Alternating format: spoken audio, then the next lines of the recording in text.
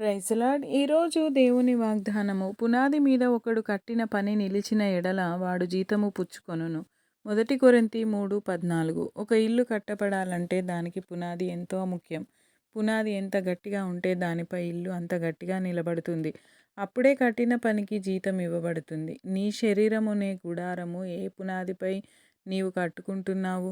బండ అనే పునాదిపై కట్టబడితే నీవు కట్టిన పనికి జీతం లభిస్తుంది. ఎందుకంటే ఆ పునాది యేసుక్రీస్తే. వాన కురిసినా వరదలు పారినా బండ మీద కట్టిన ఇల్లు నిలబడుతుంది. అలాగే విశ్వాసం అనే పునాదిపై నీ గుడారము కట్టినచో అది నిలుస్తుంది.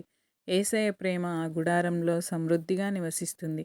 వారు త్రొట్టిల్లుటకు కారణం ఏమీ ఉండదు. నిరీక్షణతో దేవుని తట్టు చూస్తూ వారి యాత్ర కొనసాగిస్తారు. ఏ తెగులు వారి గుడారమును సమీపించదు. ఎందుకంటే దుర్నీతికి సాధనములుగా అవయవములను అప్పచెప్పకుండా నీతికి సాధనములుగా నిన్ను నీవు మలుచుకున్నందుకు పాపము నీ మీద ప్రభుత్వము చేయదు. దేవుడు మిమ్మును దీవించునుగాక. ఆమెన్.